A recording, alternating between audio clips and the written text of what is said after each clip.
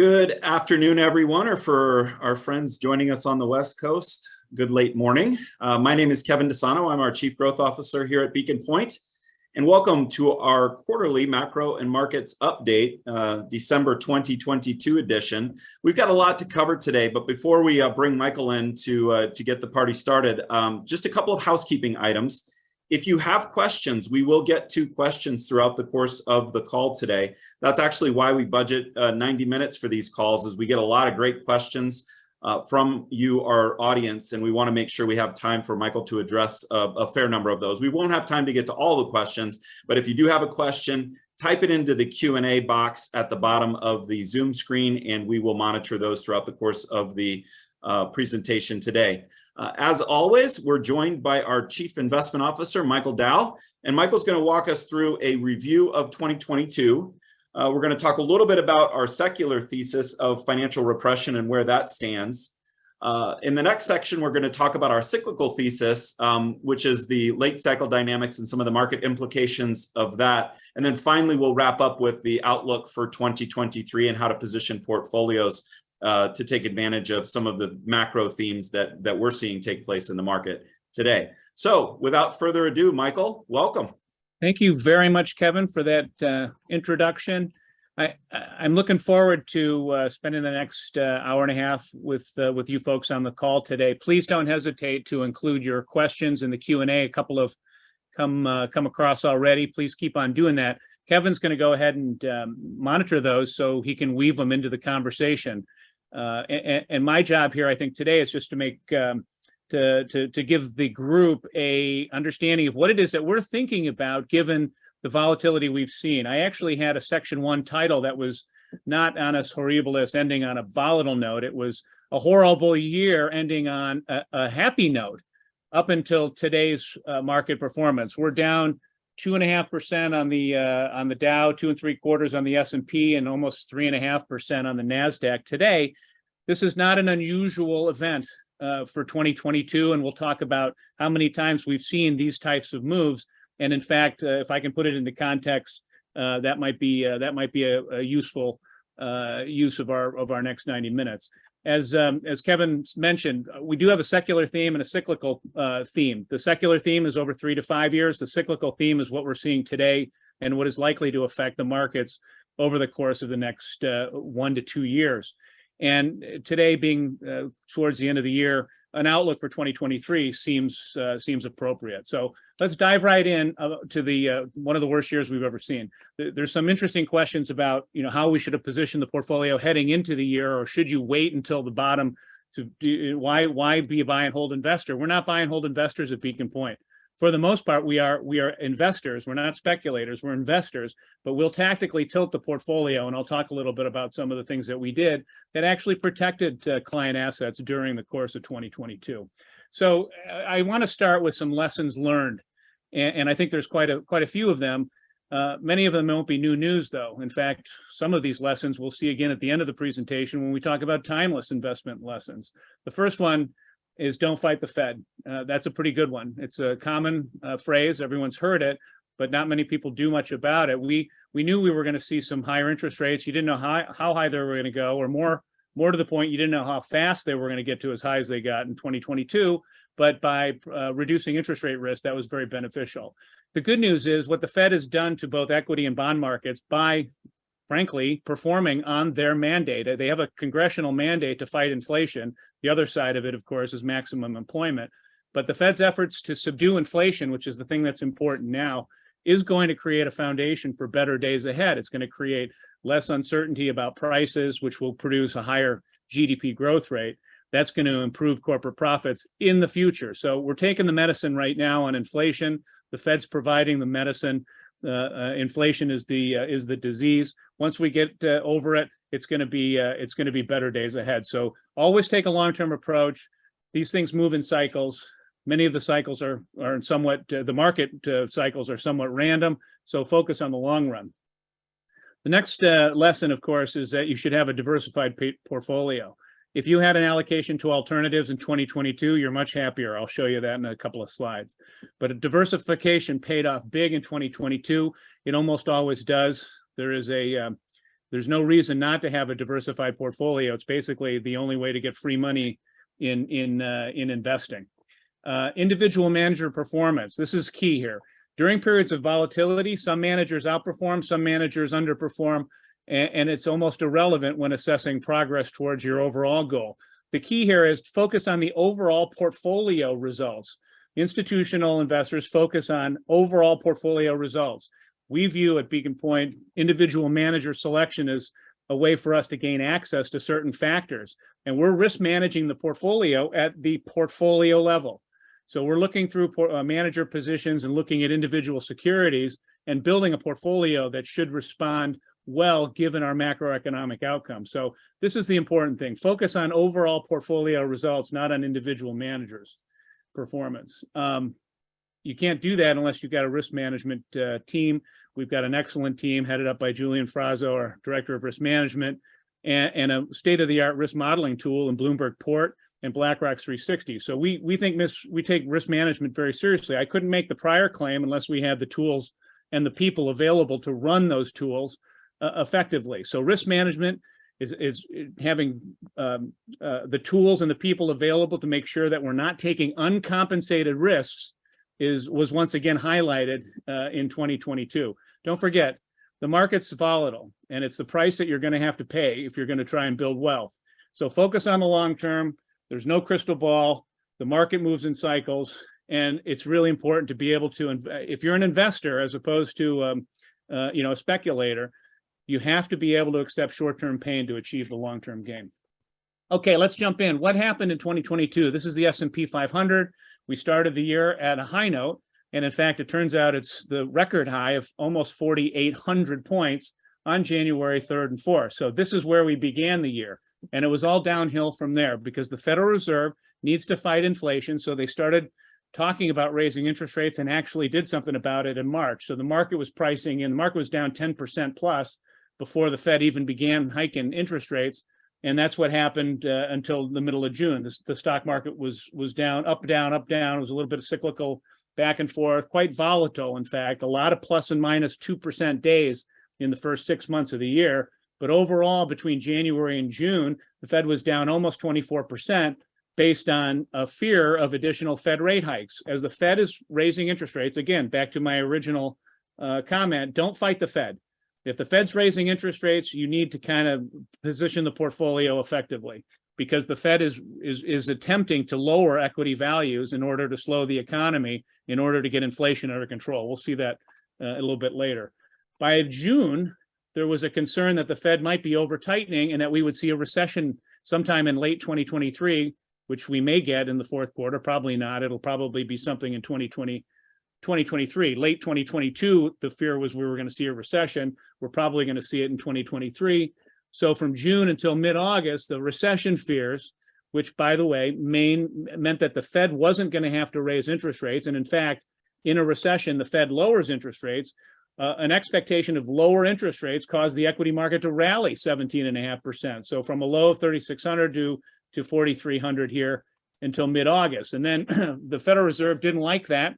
It was a loosening of financial conditions, and the loosening of financial conditions meant that we were going to see more economic activity or higher economic activity in the future. So the Fed pushed back against that, and Jay Powell spoke at the Jackson Hole conference at the end of August, third week of August, and it was at that speech and other speeches by Fed officials that they basically pushed back against this increase in the equity market and the loosening of financial conditions that came with it, and basically knocked the market back down that 17% that we saw on the upside. So between mid-August and September, the Fed was down almost 17%, based on, again, the flip side. Now we've got too many rate hikes baked into the cake, or we've got more rate hikes baked into the cake. Then again, the fear at the end of September, beginning of October, it wasn't a fear of too many rate hikes. It was a fear of recession and less rate hikes. So interestingly, this recession fear was positive for the equity market. You wouldn't think it would be, except that explains or is evidence to support the notion that basically what the Fed does has about everything to do with the market that you need to know. That is, the lower Fed terminal rate that was built into the recession fears overwhelmed the possibility that a recession would cause corporate profits to decline. So that meant the stock market decided it should go up. And so now we're at close to 4,000 where we're closer to 3880 right now. We're down 120 points or 110 points today on the S&P. So just know this is a tug of war that's been going on all year. We were in a bear market twice in 2022, and the vol is rising. Equity market volatility is rising because of this uncertainty and this back and forth and push and pull, the tug of war between monetary policy being too tight or tightening too much, and then a recession that would cause monetary policy to become more accommodative. So that's what we've seen. That explains a lot of what we saw in terms of the volatility in the marketplace. So let me just kind of recap it. The macro environment was characterized by higher inflation based on all of the policy support that we saw. Both monetary and fiscal policy support has contributed to a rebound in economic activity, but it's also caused the supply-demand disruption and, frankly, the monetary supply, the money supply issues that have contributed to higher inflation. So policy support created higher inflation, but then you had this policy trapdoor where basically monetary policy wasn't just less accommodative, but it became incredibly aggressively restrictive. It may not be totally restrictive yet. We got a little bit ways to go, but it's much more restrictive now than it was a year ago. And fiscal policy also fell through the trapdoor. You had the greatest fiscal tightening of all time in 2021. If you look at the primary deficit, we had a huge primary deficit in 2019, 2020, and 2021 heading into based on the COVID recovery. So 2020, 2021, huge fiscal deficit, no fiscal, nothing like it in 2022. And the lack of a fiscal deficit meant basically the withdrawal of fiscal policy support. So all of that, the trapdoor of policy causes lower economic growth. How did the markets react? Well, equities re-rated lower. That is, we've seen this now probably down 14% year to date. We were down 12% before we started the day today. Because of a compression in the PE multiple. We haven't seen a tremendous write-down of corporate profits yet, but the PE multiples have come down, as they always do when the Federal Reserve switches from accommodative to restrictive in monetary policy. Bonds got massacred this year as interest rate rose. That's exactly what happens. Interest rates rise, bond prices come down. It was the worst year in bond markets in 40 years. We've never seen anything quite like it. We also had a negative year in bonds in 2021. So if you get we're at minus 10 or 12% on bonds year to date right now, we're gonna end the year negative. We'll have 2 negative years in the bond market. That we've never had 3. I'll talk about that in a little bit. But the good news is bonds are somewhat self-corrective.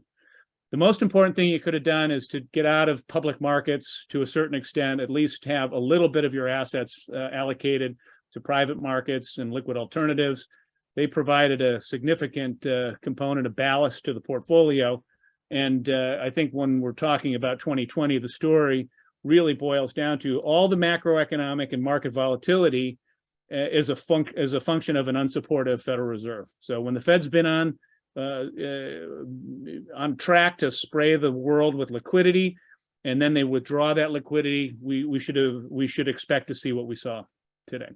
To the year to date in 2022. A couple more charts on 2022. What was the story? Again, it's the withdrawal of Fed monetary policy accommodation. This is the Federal Reserve's balance sheet, monthly changes on the left side going back to December of 2020. What you can see is during the period of monetary policy support, the Federal Reserve's balance sheet was increasing. This is quantitative easing. We're in quantitative tightening now. And the influence on quantitative tightening and quantitative easing on financial markets is readily apparent. The more liquidity that's available, the more money that's out there, it has to go somewhere. And it typically goes to both real activity and into financial assets. So the purpose of quantitative easing and lowering interest rates is to provide support to the economy. Quantitative tightening is the exact opposite. The Federal Reserve is trying to boost the equity market, and it was trying to push businesses to invest and to hire by lowering the cost of that investment and hiring by reducing interest rates. And one of the ways you reduce interest rates, the only way to reduce interest rates when you're at the effective zero bound, which is where we were, is to buy bonds. And that's quantitative easing. Quantitative tightening, that's where the Fed is now. Balance sheet reduction This is a decline in the balance sheets beginning to accelerate. Again, another clue as to why the stock market's behaving the way it is.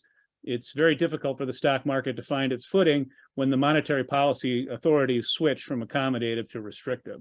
So you did have this, you're seeing reductions in the size of the Fed's balance sheet. You had the fastest pace of Fed rate hikes since 1981. And now, as of yesterday, when they announced a 50 basis point rate hike, they've raised interest rates 425 basis points in the last 9 months. And we should expect this to continue. The Fed's not done yet.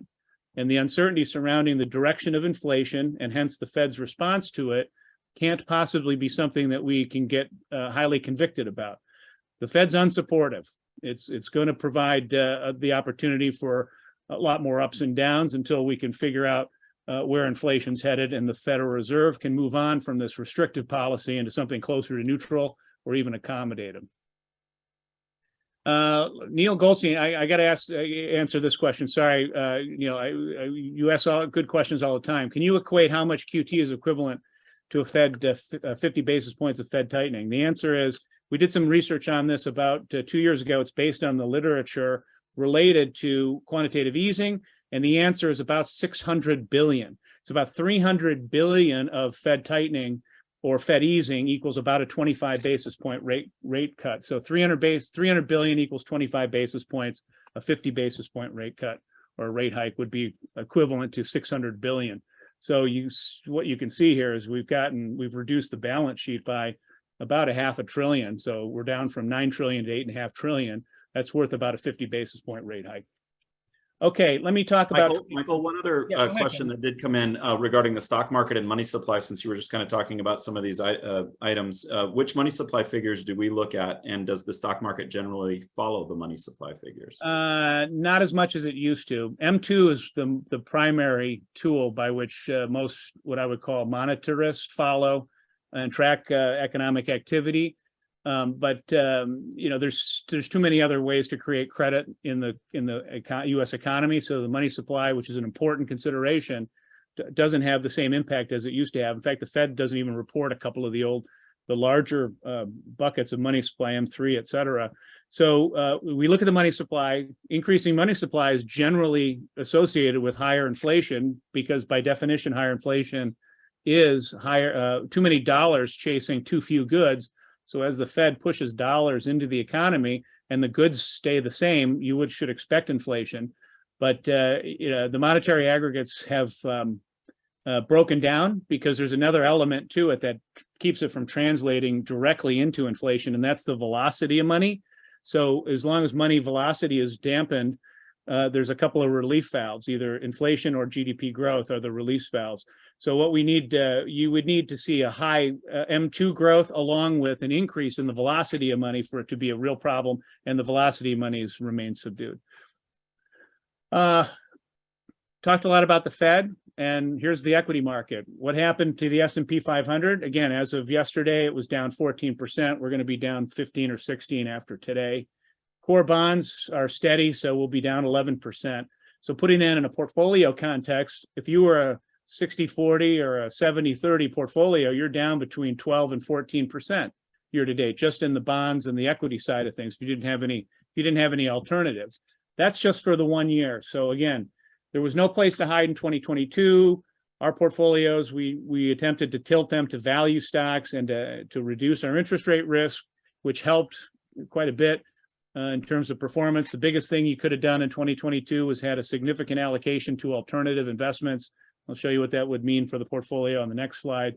But just focusing on equity and bond portfolio performance, a 60-40 or 70-30, looking at the longer term. These are the 3 and the 10-year returns. 3 is green, 10 is orange. I mean, these are good returns. You would be very happy with these returns over longer periods of time, and they're not inconsistent with the longer term trend. So while it looks pretty bleak for 2022, when taking a step back and looking at 3 and 10-year portfolio returns, they look pretty good. Just remember, this short-term pain allows the market to actually produce higher future expected returns. When things go down in price, the future expected return goes up. It's just math. These market tops that we see, the 4,700 we saw in January of this year, and the market bottoms that we've seen, the 34 something this year, those are random events. and we want to measure them because we're human beings, but they're random, and they should be discounted to a certain extent, and focus should remain squarely on the longer term. There's more detail on the performance of the 2022 asset classes. This is the equity performance, and this is some bond market subsector performance. So in equities, of course, you would see growth being the worst performer, although EM equity and comes right on the heels. And in bonds, of course, here's core bonds, and municipal bonds are -8, core bonds -11. But the thing you wanted to avoid was interest rate risk by being long duration. So long treasuries, of course, got hit the worst. Basically, in a rising interest rate environment, those assets that are most exposed to interest rates do the worst, and they did. So what are the equity assets that are most exposed to interest rate rises or declines? The answer is growth stocks. What's the bond market sector that's most exposed to higher interest rates? Longer duration.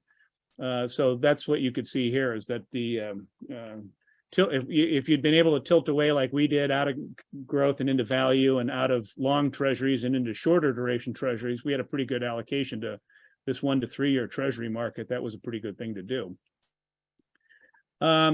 Here's where the rubber meets the road, though. If you had alternatives, a significant allocation to alternatives, why did TIPS go down on the prior slide? That's a good question while I'm here. The answer is they have a long duration as well. So they performed in line with nominals. TIPS go up and down, not based on the actual inflation prints, but inflation expectations. So you would have, inflation expectations actually moved lower from the middle of the year till today as the Federal Reserve regained credibility. So TIPS don't perform just because inflation is high and current inflation prints are high. TIPS outperform nominal bonds when inflation expectations are expanding. And so that began back in 2 years ago. We had a TIPS bet on 2 years ago, and then we took it off at the beginning of this year, probably early.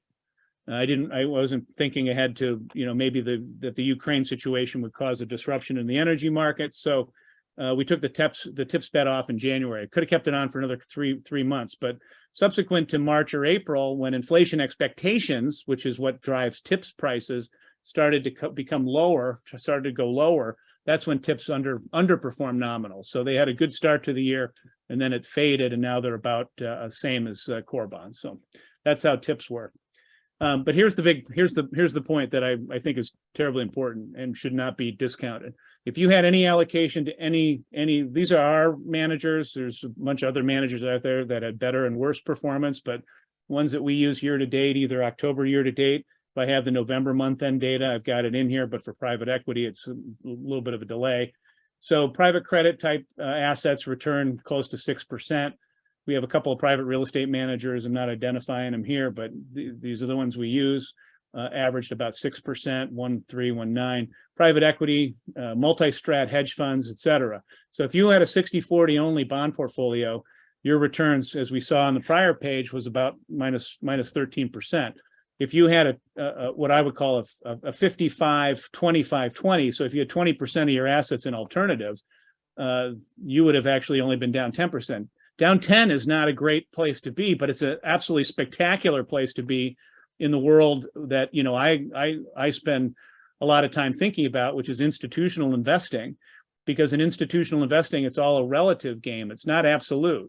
You're not going to get blood from a stone. So if the market's down 14 and you're only down 10, well, in my world, you get a huge bonus. That's an amazing place to be. You're a winner in that regard. And the good news is this is kind of how things worked out. Alternatives, this is the key. Alternatives can provide safe haven. They also, because of their smooth return profile, lag in a rally. So alternatives are an absolutely essential component if you're looking to buffer the portfolio on the downturn. They also buffer on the upside. Over time, they should achieve a higher absolute return than their public market counterparts, because you capture additional liquidity and asymmetric information or complexity risk premium. So alternatives work great for two things. One, they have a higher expected return, and they have a lower volatility. So they're really good to include in the portfolios. Okay, so interest rates. This is the whole story of 2022. They're up big. This is 230 years of data. The 10-year yields averaged about 5% for 230 years. We're on our way there. We got to 4.25. That's the peak. I called this 2 months ago. I never call interest rate peaks, but it seemed like the right thing to do.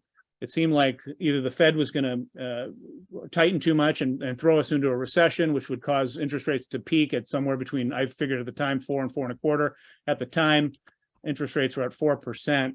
But it looks like we may have, captured it. What's the significance of capturing the peak? Again, it's mostly luck, I can tell you, when you're talking about point estimates and marrying it to an absolute date. But it seemed logical that interest rates were likely to peak. That's the time you want to move out of short duration assets and into longer duration assets.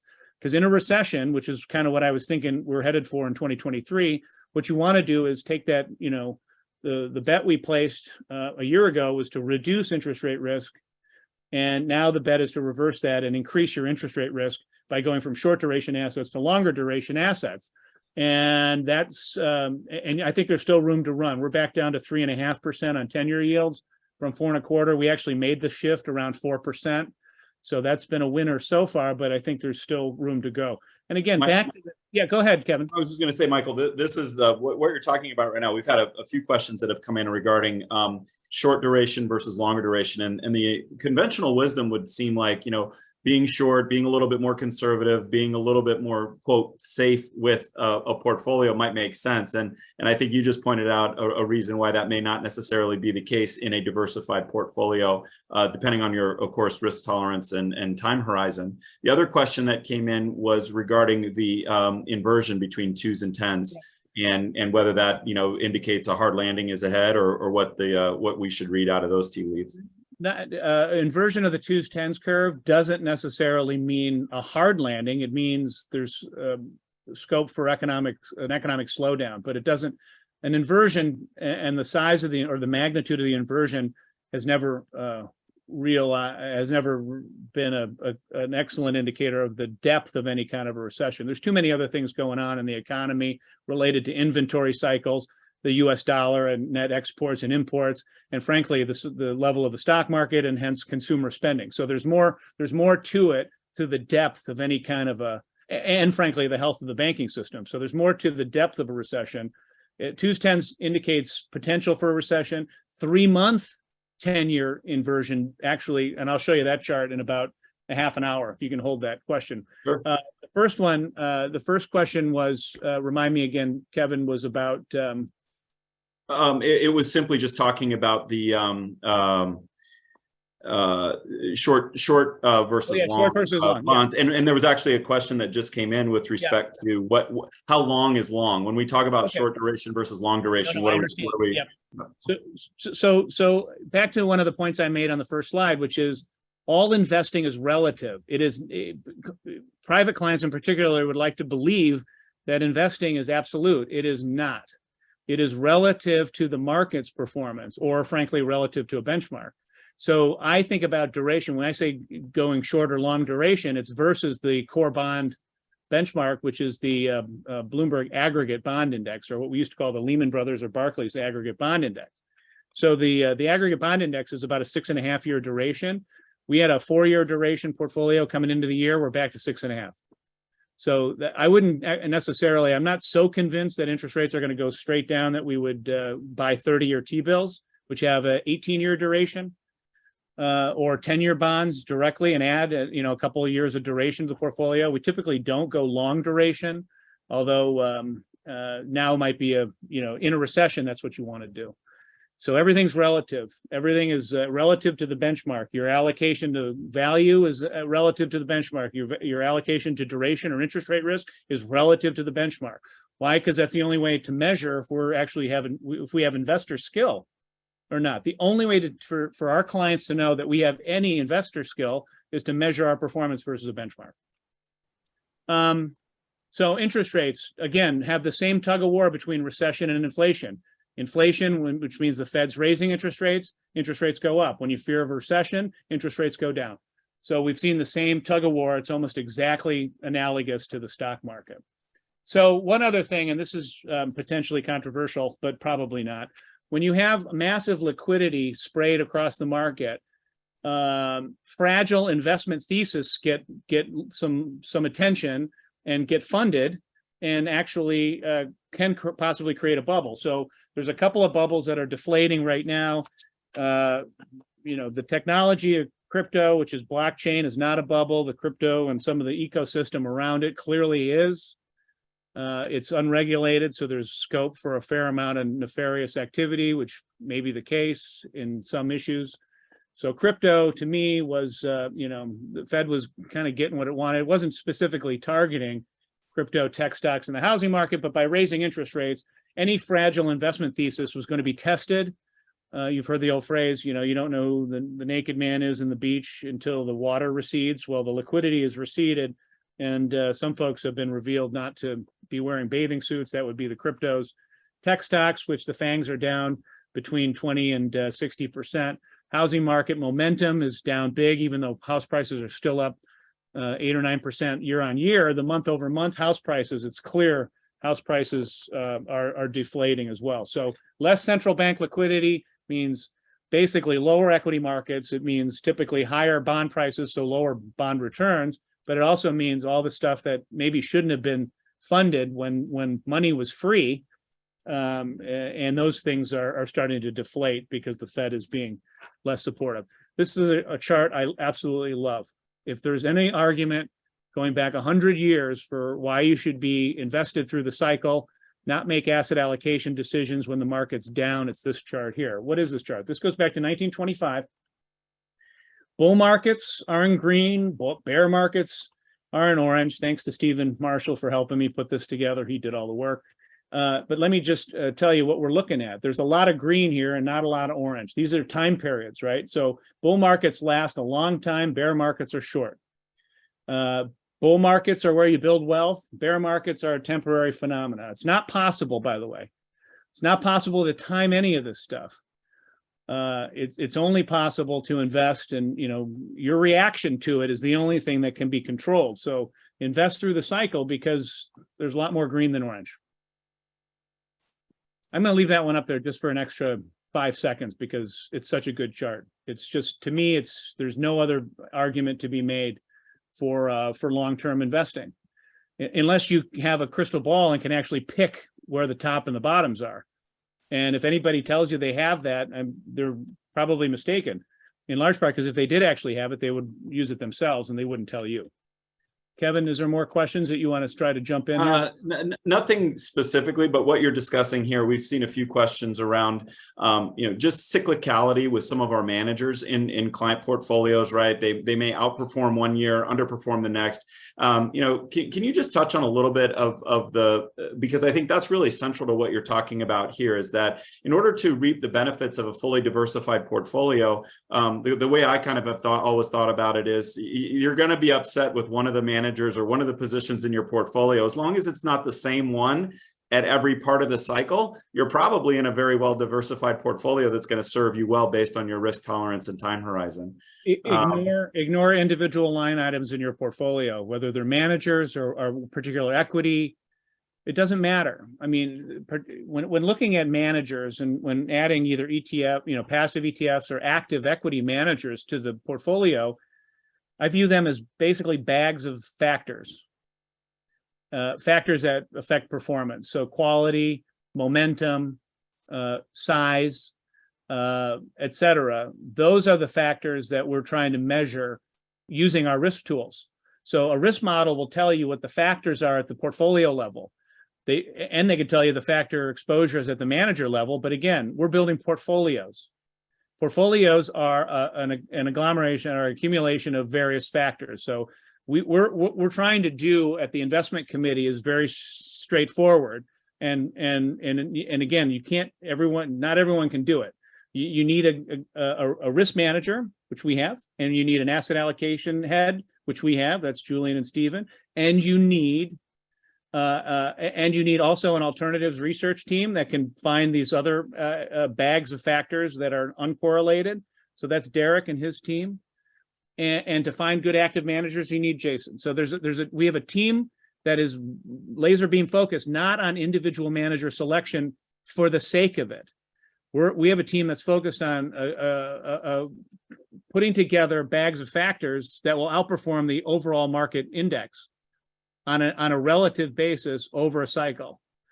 That's really the key to successful investing. It's not more complicated than that. We make it more complicated because we're human beings and because we have feelings and we get emotional about it, but it's not more complicated than that.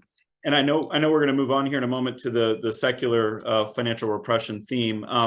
Questions have come in through the course of the 2022 outlook around private markets versus public markets and the mark-to-market effect that can take place there, and some of the emotion that gets involved in the public market pricing that doesn't necessarily take place in the privates. Can you talk a little bit about that? Yeah, and if you're investing, okay, I actually wrote a nice piece on this that I may have to put into client-friendly format. The U.S. economy is a conglomeration of households and businesses and things that need to be funded, and corporations need to be funded. If you're big enough and you need to build a factory or hire people, you need to issue either public debt or public equity. If you're big enough. If you're not big enough, then you got to go to the private equity and private debt markets. If you're a real estate developer, 80% of the transactions are in the private markets, but there are public REITs as well. So there's a public market and a private market for equity, credit, and real estate. The value of the asset is the thing that matters most when you're trying to determine whether there's any impairment of the investment that you've made in either the debt and equity that's been used to fund that investment. If it's a daily price vehicle, other factors tend to dominate the fundamental value of that asset.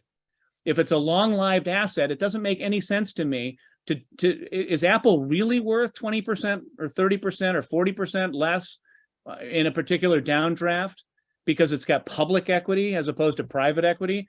Is its ability to generate profits into the future really that impaired? No, but that's why active equity managers and active equity analysts are seeking to identify mispricings between the fundamental value of a stock and its actual value, or the actual price the price that it's trading at. Long-lived assets don't fluctuate in value as much as public markets indicate. So is there some impairment in a downturn to private credit or private equity assets that isn't already being reflected? Not in our view. The most important thing that Derek and his team does on our alts research side, frankly, is to make sure that the valuation policies are well-written, disciplined, and applied in an effective manner across all of our alternatives managers.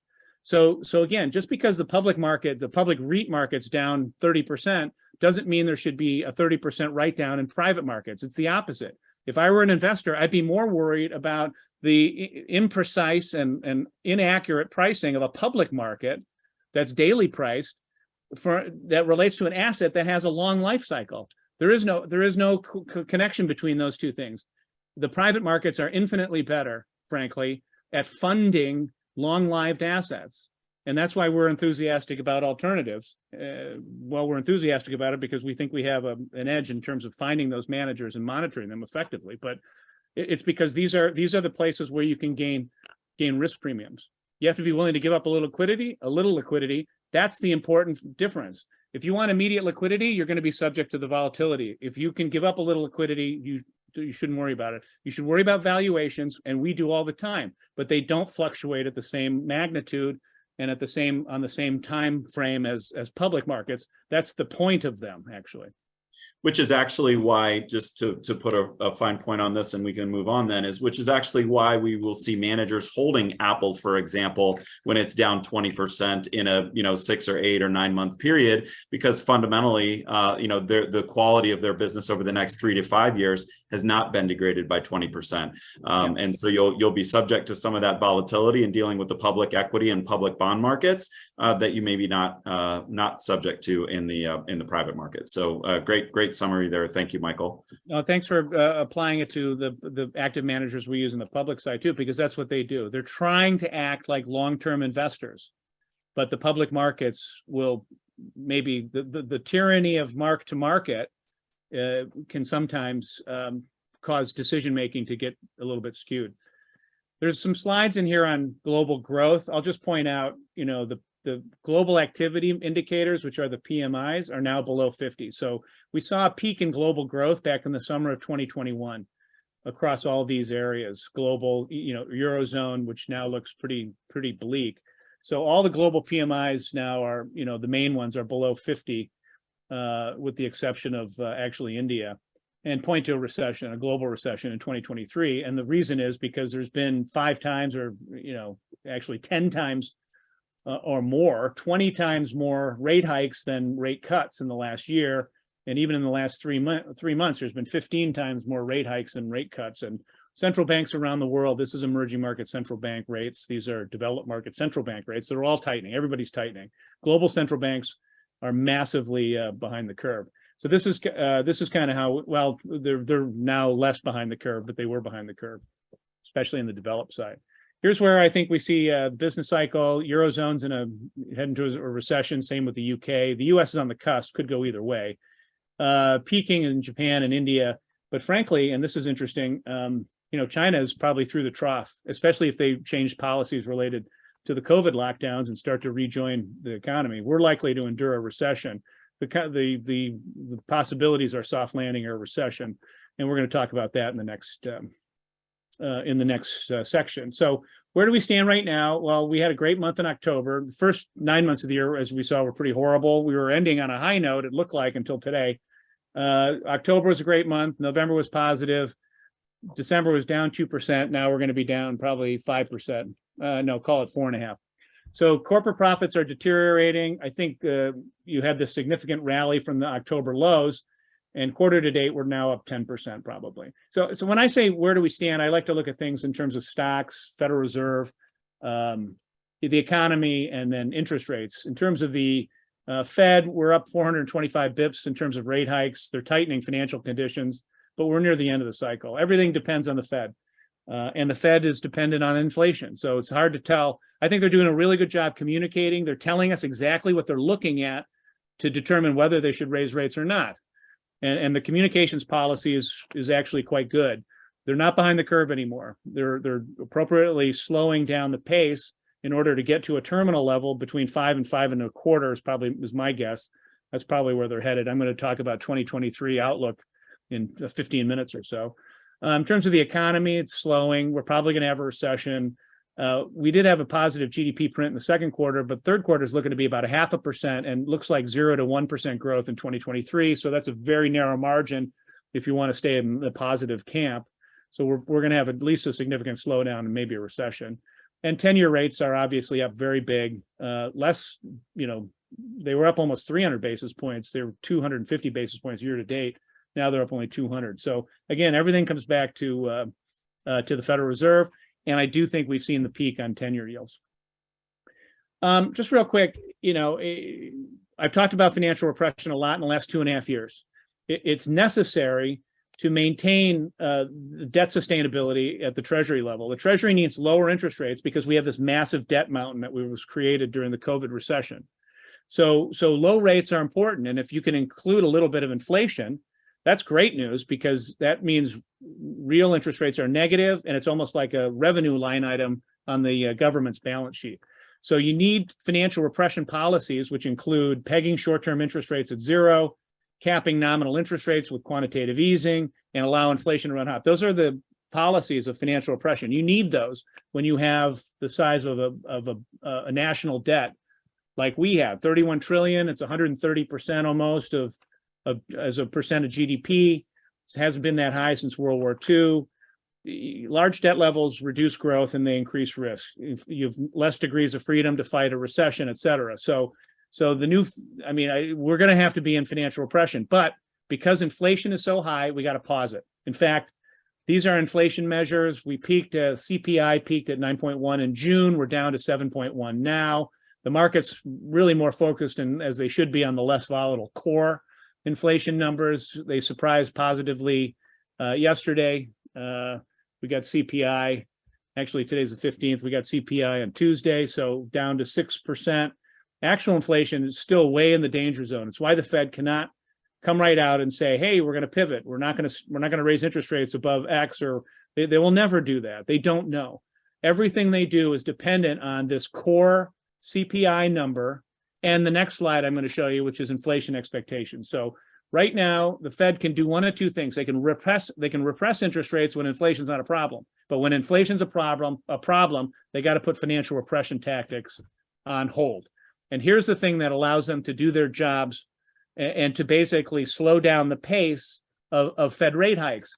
This is longer term inflation expectations. It's a series called Fed 5-year forward break-even inflation. It's basically inflation that the market's pricing from 2028, so year 6 through 10. So 5 years, 5-year forward. So years 6 through 10, the market's telling you inflation back in April was going to be close to 2 3/4. That's why the Fed had to stomp on inflation as hard as it did. They're not fighting the current inflation print. The Fed cares almost single-mindedly about inflation expectations and longer term inflation expectations in particular. They're back down to the Fed's, comfort zone. That means the Fed's credible. They can do what they need to do, but they can't repress interest rates now. They have to raise interest rates. So I think we're going to see repression again, but not anytime soon. And I'll just point out that financial repression means negative real interest rates. You take nominal yields and subtract inflation, that's your purchasing power. That's what you really get. When that's negative, you're burning purchasing power by owning bonds or cash. At least now you've got some positive real yields in treasury markets, which means they're attractive again. Negative real yields, bonds are unattractive. Positive real yields, depending on how positive, they can either be attractive or fair. But right now, the strongly positive real yields we're seeing are the hallmark of the Fed's fighting inflation. Let's go to cyclical dynamics. Okay, right now, this is where we are, where we were 90 days ago, or maybe 6 months ago. The U.S. economy has moved closer to a trough. We've talked about either a soft landing or a recession. I think the economy is probably at an inflection point, but the uncertainty level is incredibly high, and we just don't know. So where do we summarize our position now in terms of the cycle? Well, we look at inflation, GDP, and the unemployment rate. We're down 2% from the peak, but it's still near the highest inflation we've seen in 40 years. Fourth quarter GDP is likely to be less than 1%. And November, this is the conundrum. Now, the labor market has a lot to do with how you feel about how high the Fed needs to raise rates.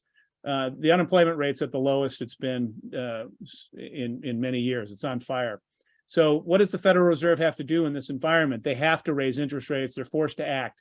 So that's how come you got the historic underperformance in the bond market, and why equity markets have seen such a large increase in volatility. So in the late cycle, to summarize, you get much more uncertainty, you get higher volatility in the markets. And frankly, the higher volatility argues for a higher equity and bond risk premium, which means there's currently less compensation for risk taking, but it will get better. So what's happening is completely understandable. If I haven't articulated yet that what happened in the equity market and the bond market this year was completely understandable given the inflation environment. The inflation, which by the way is a function of oil, energy markets, a strong labor market, and a supply-demand mismatch. That's what causes inflation, and obviously money supply growth.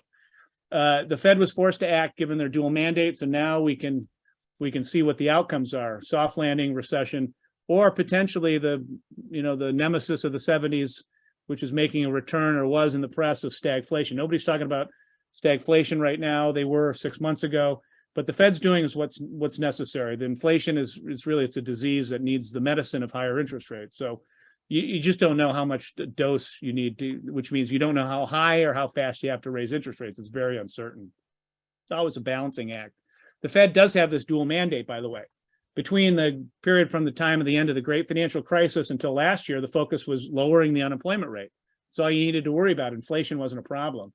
But now the Fed has to focus on inflation. So that's the balancing act they're doing. If you understand that that's what they're going backwards and forwards, from inflation to unemployment rate, and that's their dual mandate by congressional, that's what Congress has told them they need to do. Everything else it's made more easy to try to understand. So again, if inflation is your problem, the Fed needs to reduce price pressures by reducing economic activity and throwing people out of work, potentially. It could just mean actually lower job openings. That is, businesses, if enough businesses just pulled the "we're hiring" sign from the front window, that could also take the pressure off of wages and inflation, as opposed to actually throwing people out of work. Businesses seem to be reluctant to throw people out of work this time, because they feel like they're going to have a hard time rehiring them, because there's been some kind of a shift here in the labor markets. I don't know how to explain it, but there's a difference in the labor markets, and it's causing business owners and businesses and corporations to basically react differently. They're reluctant to let people go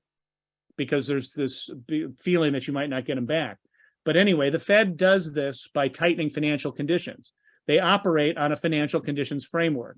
What is that? The Fed has direct control only over interest rates, but by raising short-term interest rates, they also push the equity market down, increase equity market volatility, widen corporate bond spreads.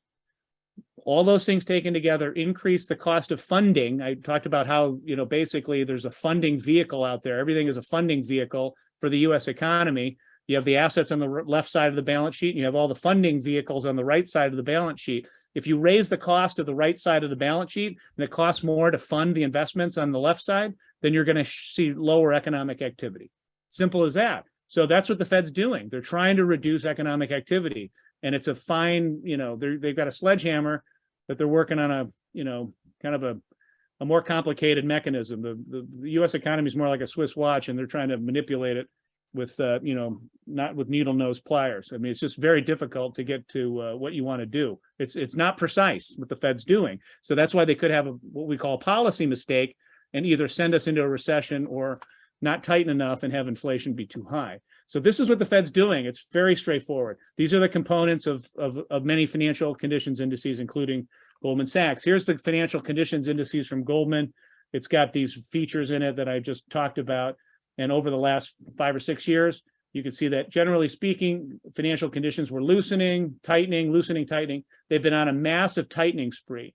The Fed is not going to be happy about this recent easing or loosening of financial conditions because it goes counter to what they're trying to do. Okay, so the stock market, which is the orange line, is actually inextricably linked to financial conditions. It's why the Fed is not unhappy that the stock market is down 2% today. In fact, I think they engineered it with the comments that Jay Powell made at the press conference yesterday. They're pushing back against looser financial conditions. They believe the Fed, the equity market has probably gotten ahead of itself. And while they're not explicitly trying to punish equity market participants, they are trying to squeeze out this notion that maybe the Fed is done raising interest rates, that they're going to pivot sometime soon. Because right now the market believes the Fed's actually going to lower interest rates next year. At the end of next year, interest rates will go up 50 basis points. This is the market's pricing right now. We're at 4.5.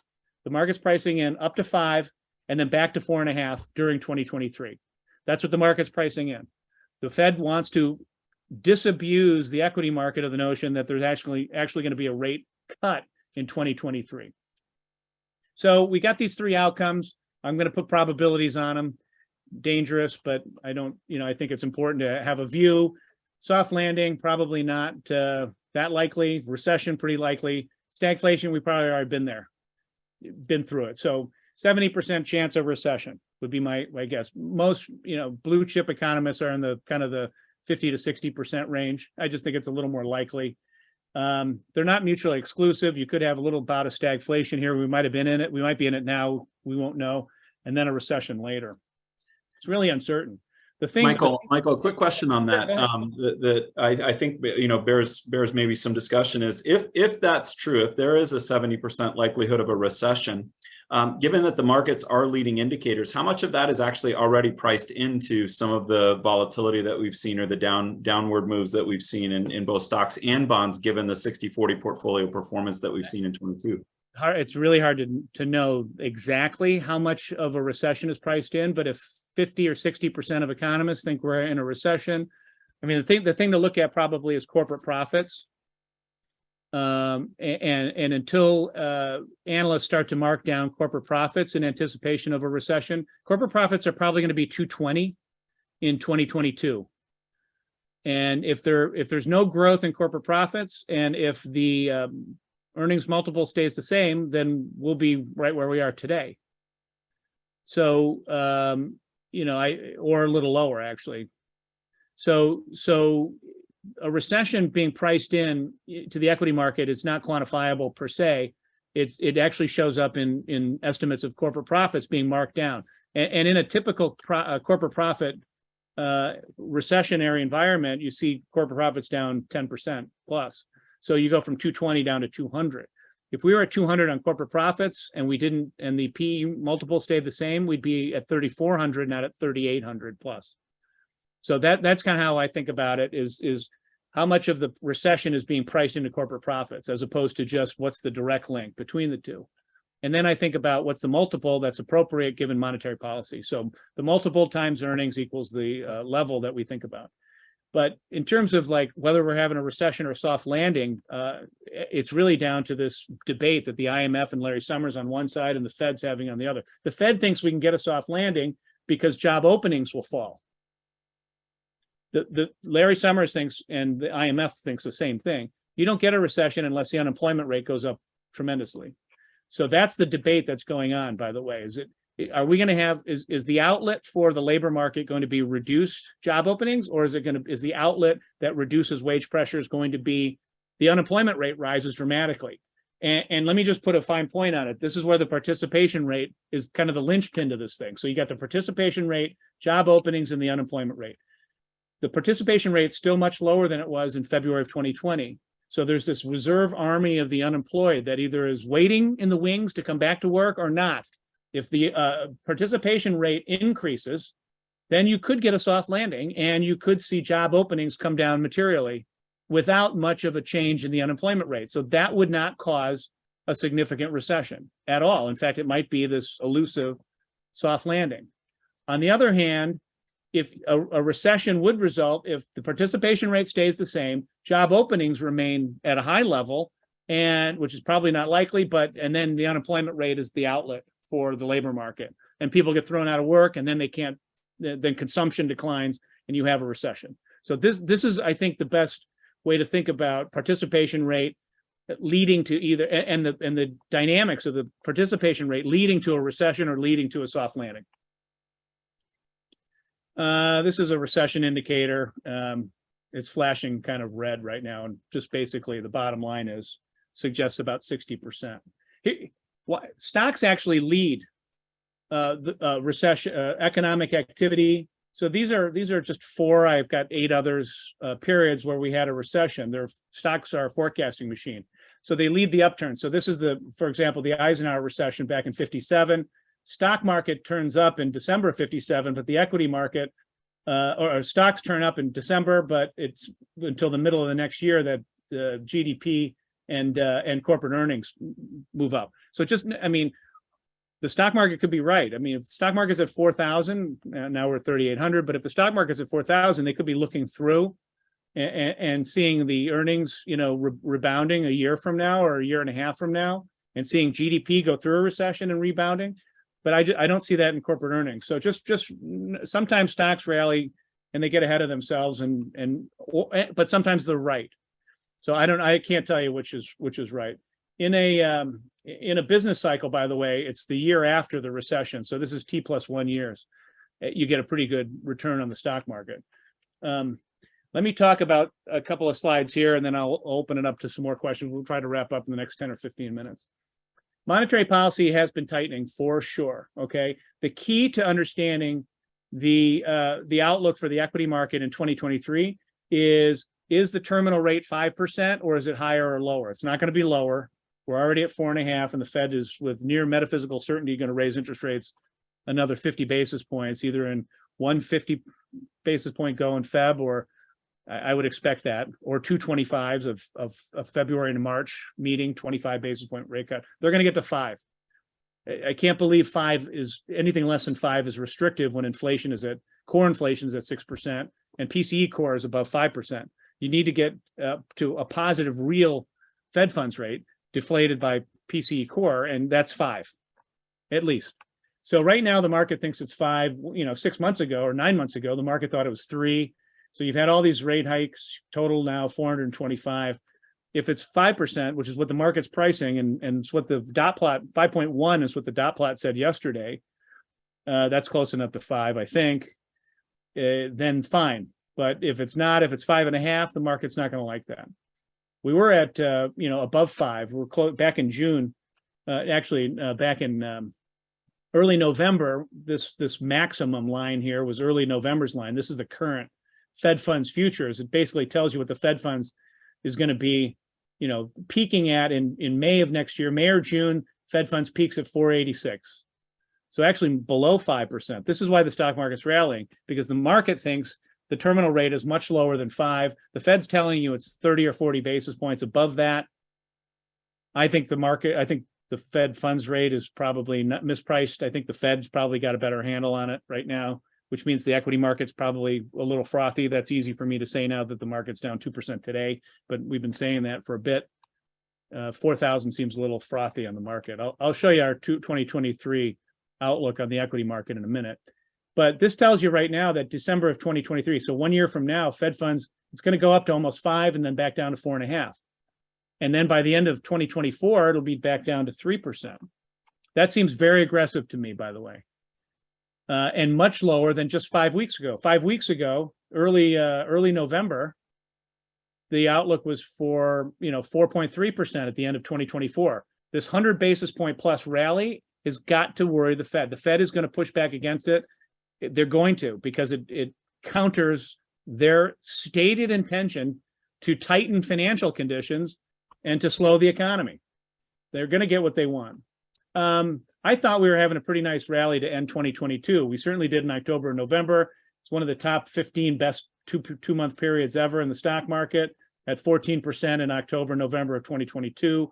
We don't know what's going to happen after for the next 12 months. It's a question mark, but the average has been up. So stock market generally does pretty well in election years, in the fourth quarter of election years. Here's a good chart. A lot of volatility. It's the stock market plus or minus 2% days. So we're going to have the most volatile year on record since the great financial crisis. That's what we've seen. Kevin, anything on this one? Related exactly to what you're talking about here, has been a couple questions coming in about the dreaded black swan events. Are there anything out there that we're watching that maybe other folks might not be paying as close of attention to? It's always interesting to talk about black swans because by definition, a black swan event is an event that nobody actually saw coming. So it's hard to predict those things. But anything out there that you're watching that could drive things one way or the other? I mean, outside of what we've already talked about, that is. Not really. I mean, people might think of the crypto implosion that's occurred as providing the catalyst for some contagion, but it seems really well contained right now. But that's what Ben Bernanke said about subprime. So, but it seems, the way I think about it is who's borrowing money from whom, and where is the margin call coming from? Those are the things that tend to cause significant disruption in the financial system, and primarily the provision of credit, which then translates into a deeper recession and stock market down 20-30%. Mm-hmm. So the great financial crisis was a margin call. Asset prices went down. Again, think about the economy as a balance sheet. Asset prices declined. The value of the funding vehicles declined. The people that were providing the funding said, I need more collateral. How do you raise collateral? You sell assets. What happens when you sell assets? The price goes down and you get into a doom spiral. That was the great financial crisis. It was a margin call on housing in the US. Is there a similar potential in 2023? No. Why do I say that with such conviction? Because it appears that the people in crypto were basically just borrowing and lending money to themselves. And crypto is now down to $1 trillion market value. It was $3 trillion, 3 months ago or 6 months ago. And that's a bug on a windshield compared to sort of other things. The banking system in the US and globally, because of Basel 3.5 and other things that have been done to improve the safety and the soundness of the banking system, make the a crisis born in the financial system, which are the worst kind of crisis. You can have a currency crisis, you can have an economic crisis, but generally the worst kind of crises are born in the plumbing of the financial system, and that's the provision of credit. So more than most folks probably, I look at leverage statistics and I look at who's lending money to who to try to see if there's an iceberg out there. But you're absolutely right. A black swan is by definition something that's unhedgeable. So yeah, there's going to be something. I didn't think Russia was going to invade Ukraine either. Not many people did, but so you want to be cognizant of that, and you want to put a probability on it as being a likelihood, but you can't hedge it. There's nothing you can do because it comes out of nowhere. Yep. The rest of the questions center around outlook. So I know we're heading into that section of the presentation. So we'll just in the interest of time, let you proceed ahead. Yeah, let me talk about the curve and then I'll go right to the outlook. So there was a question earlier about yield curve. The twos, tens gets the most press. It's been inverted since the 4th of July. It's inverted by almost 3/4 of a point. Somebody mentioned that exactly. But it's the 3-month 10-year curve that has the most predictive ability, and it's been inverted since November 15th. It's now minus 33. So it usually means a recession is coming. I wasn't worried about a recession when twos, tens inverted, but I've become more worried about a recession. Having said that, by the time I'm worried about it, so is everybody else. So that's why the stock market has been in flux, why it's come down probably in the last couple of weeks, why, maybe November was maybe the end of it. Now 3 months, 10 years is inverted. So we're going to have a slowdown, which means we might have to write down some corporate profits, things like that. So it's really twos, tens that everybody talks about, but 3-month, 10-year is where you want to focus your attention. Yields are much higher. I just want to here's an advertisement for bonds. U.S. high yield, 8.3%. U.S. high yield muni on a tax adjusted basis is nearly that same number, 5.6 on a nominal basis. Fed funds are up 200 basis points in the last 3 months, but these are the changes in yields over the last year. So if you didn't think like bonds a year ago, you really have to take another look at them because the yields are significantly higher, whether you're talking about, 10-year yields, muni yields, high yield, corporate bonds, emerging markets, or, Fed funds is the highest. Nobody invests in Fed funds, but that's where it is, the highest. Dollar used to be at well above the 30-year average. It's highly linked to commodities. Commodities might have a place in the portfolio again. They do now, small-ish. If the dollar continues to depreciate, if the dollar depreciates, that would be good for commodity prices, but it won't be good for. It'll be bad for inflation. Means higher inflation in the U.S. Okay, compensation for risk taking. I'll just make a couple of quick remarks. Compensation in the equity market is more than one standard deviation below its 20-year average. So the equity market does not look like a screaming buy. This was back when it was trading at 4,000. It's at 3,800 now. So it does look rich. So the equities look a little rich. Bonds, high yield bonds. This is bond spread. So your compensation for taking risk in the equity market is your calculation of the equity risk premium. One of the things we talk about at Beacon Point all the time is no uncompensated risks in the portfolio. So if you've got a risk in the portfolio, you're being presumably, if we're doing our job correctly, then you're being compensated for it. So we're always seeking that. So you have to measure compensation and you have to have a thesis for why that compensation is going to change, plus or minus. So we do that. That's basically the thrust of our investment process and what drives our tactical asset allocation changes. What's the compensation for risk taking in bonds? It's the yield and it's the spread of corporate bonds over the risk-free rate. So high yield bond spreads got to 560 basis points and investment grade got to 165, but now they're back closer to their 20-year averages. So they seem, you did have some generous compensation for risk taking. I should have traded it. I should have bought high yield 3 months ago, but that's a trade. So let's see, let's go to the outlook and what's priced in. So we're going to wrap up here pretty quick. So you had in the macro situation in 2023, the market's currently priced. What's priced in? The immaculate disinflation. So right now, I believe the equity market, when it was back up around 4,000, 4,100, was under the impression that disinflation would just happen, and that inflation would come down of its own accord without a recession. But when the Fed switches from sometime in 2023, this is also priced in. The Fed's going to go from tightening interest rates and tightening financial conditions to going to neutral. And what's also priced in is the economy is going to slow and then recover by the end of the year. And in fact, I should mention what's priced in, the Fed actually lowering interest rates and becoming more accommodative by the end of the year. So not just neutral, but loose. The markets are firmly pricing in a 5% Fed funds terminal rate. The risk to that is obvious. If you have sticky inflation, it's going to go higher. And if it goes higher and it stays there for longer, then the market's going to react poorly. Bonds rebound as interest rate hikes recede. That is, you want to add interest rate risk and probably corporate bond risk as the Fed takes its foot off the gas pedal, or the brake. I guess it's really the brake. The Fed's trying to brake the economy. So as interest rate hikes recede, bonds look attractive. Not surprisingly, alternatives provide, again, that's a recurring theme. they're kind of all, to me, I think about alternatives as all weather. So there's not really you can nudge them around a little bit, but everyone should have 20 or 25% of alternatives in the portfolio just for years like this, because it helps. So what are the risks? The risks, again, to the economy actually sputters and the equity market goes down because the corporate profit situation becomes a little bleaker. But bottom line is, I mean, if you're in alternatives and you have a bond portfolio, everyone should have some duration, interest rate duration in the portfolio. Everyone should have alternatives in the portfolio.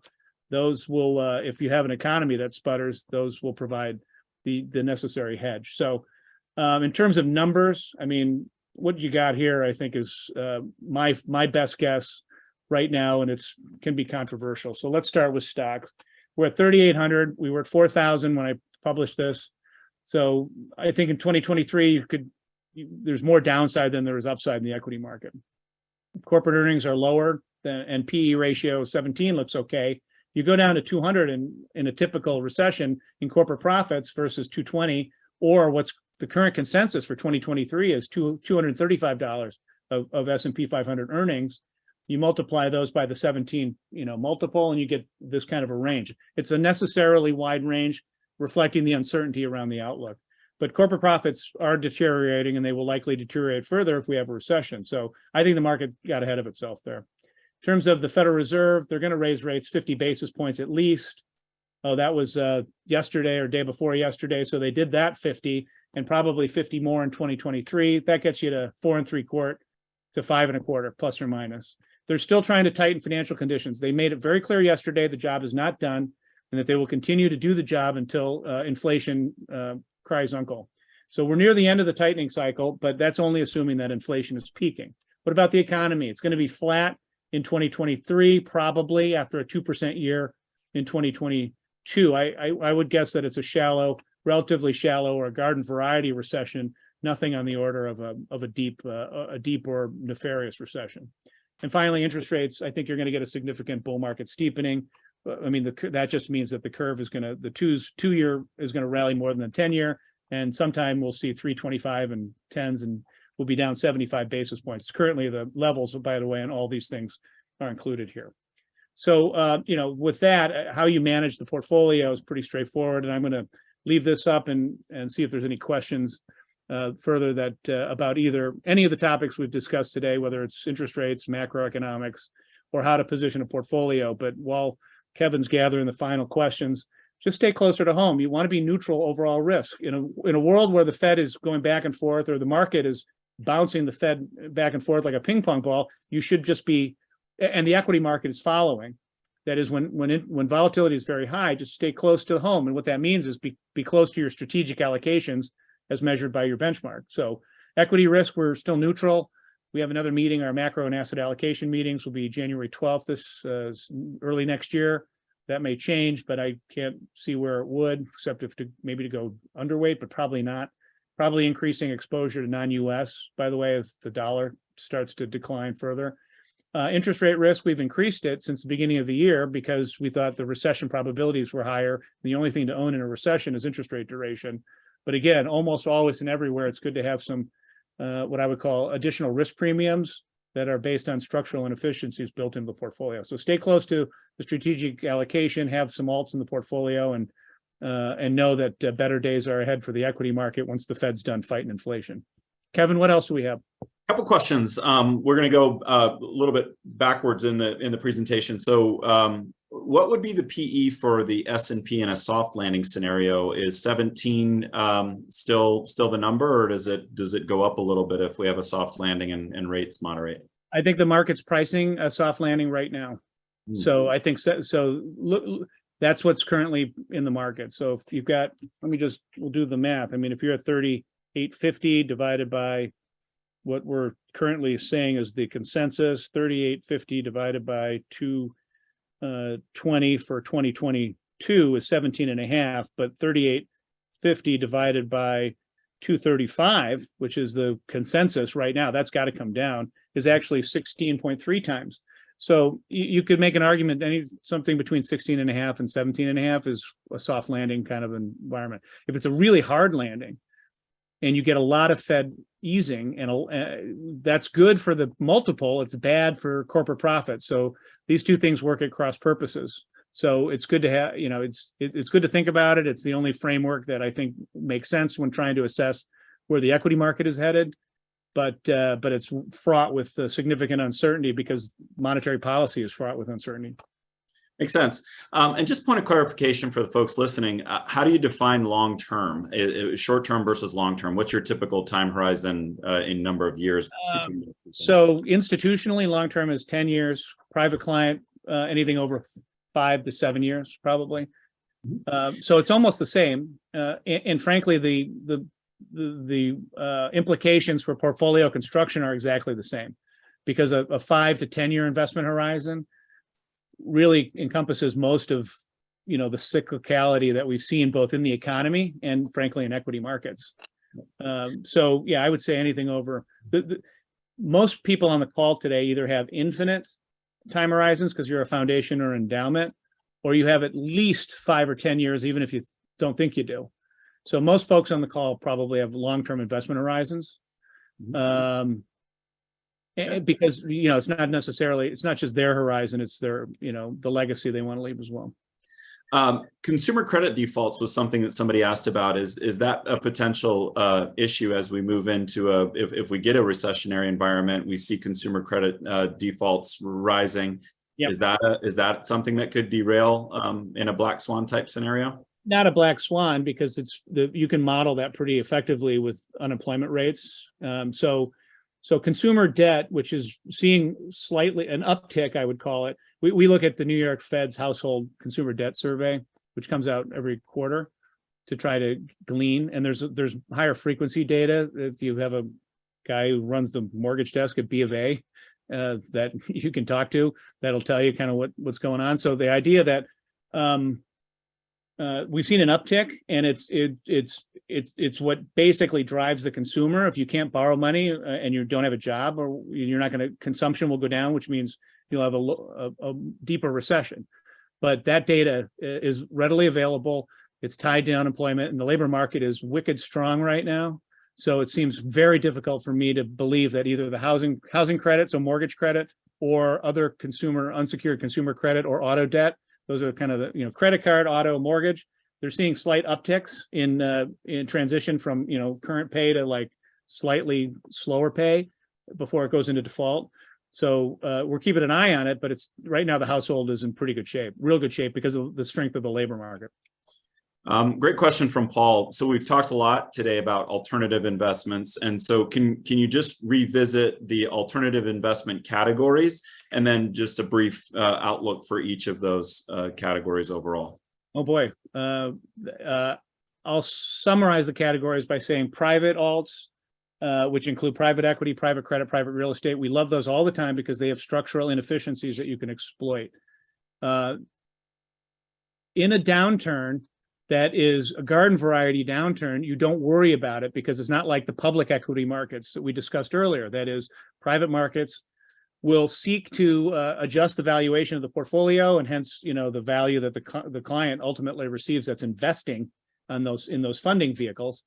But you can look through a lot of it because, frankly, the public markets tend to recover, right? And before private markets get written down dramatically. So you don't want to whipsaw your private market clients. You want to focus on the fundamental value, the actual fundamental long-term value of the asset, which of course the public equity and public credit markets can't do. So we look at public, private equity, private credit, private real estate, hedge funds, hedged equity, and real assets in relatively similar amounts. Call it 4 or 5% of each. So every portfolio should have between 20 and 25% of alts. And in that real assets category, that's where you would put some of the commodities that you maybe talked about earlier, right? Yeah, we've got a small, what I would call, we put on 2 years ago, now it's slightly over 2 years ago, we put a hedge basket, an inflation hedge basket into the portfolio. It was 3% tips, and then 3% combination of gold, natural resources, and global infrastructure, in addition to a 5% allocation to real estate, which is typically a good inflation hedge. So we had about 11% of the portfolios 2.5 years ago, not quite two, it was September of 2020, that we had in inflation hedges. That's come down. We've taken the tips out of the portfolio because they've performed as they were supposed to. They significantly outperformed nominal in 2021 and end of 2020 through 2021. So the outlook for the others, I mean, basically, I think about it as over the long run, you should expect to get a couple hundred basis points over the public markets and public equities in private equity. So private equity has a risk premium that you can capture of a couple hundred basis points. Private credit has the same, if the bond market does this, then you should add a couple hundred basis points, and that's what private credit should do. And the same for private real estate. And those numbers vary, but you can think 200 to 400 basis points above with lower volatility, which is why they're so helpful in a portfolio. Not every vintage, not every year are you going to get that. But frankly, these things don't trade in a vacuum. If the public market's down, the private markets, if they were mark to market on a daily basis, would see the same, but they're not. So you should just consider the private markets to be better matched. The private markets are just infinitely better matched to the actual economic usefulness of the asset in the economy. And that's what makes private credit, private real estate, and private equity so beneficial to clients. You're not seeing this, and you're not suffering the angst of an artificial decline in the public equity portfolio that's not based on fundamental reality. Last question here, and I know we're just in the interest of time, and I know you have a final slide that you want to wrap up with as well, but if we're anticipating, as you said a little bit earlier, a garden variety recession, if it's short in duration, should we expect the market to recover a little bit in the second half of 2023? Depends. So yeah, I would, again, it all goes back to earnings and the stance of monetary policy. If monetary policy plays out as anticipated, 5% is the terminal rate, and we have a garden variety recession and earnings growth is 0, then we should be at 17 times 220, which is kind of where we are, up down a little bit. So yeah, I mean that's how I think about it. I'd have to see what the circumstances were that got us to the upturn. If monetary policy, if the market's getting ahead of itself and it's not based on sort of an assessment of earnings times a multiple that makes sense given the stance of monetary policy, then you make your judgment at that point.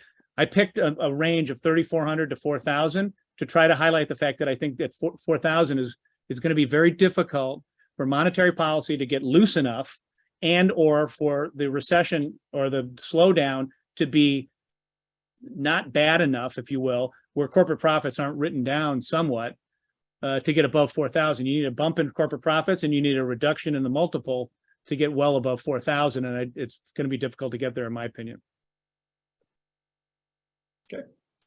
Let me wrap up. We're bumping up against it, as we always do. I hope this has been good information for everybody, and that everybody got their questions answered. If not, we'll circle back. But I put a slide to start the presentation called Lessons Learned in 2022, and guess what? Some of them are timeless. So here are the timeless investment lessons that I just want to reiterate before closing. Always take a long-term approach. These ups and downs in the market are random. They are random events based not on necessarily on fundamental value, but on fear, greed, technical flows, other things that don't affect the ultimate resolution of the value of that investment. Don't crystallize your losses by making asset allocation decisions or going to cash. Going to cash is an illusion of safety. You will not achieve your financial objectives in cash. It's not possible. So be sure you've got some alternatives. Diversification absolutely pays off. It's the only free lunch in finance, and a diversification to alternatives allows you to capture risk premiums in a lower vol asset as well. That's really beneficial when you're trying to optimize the portfolio.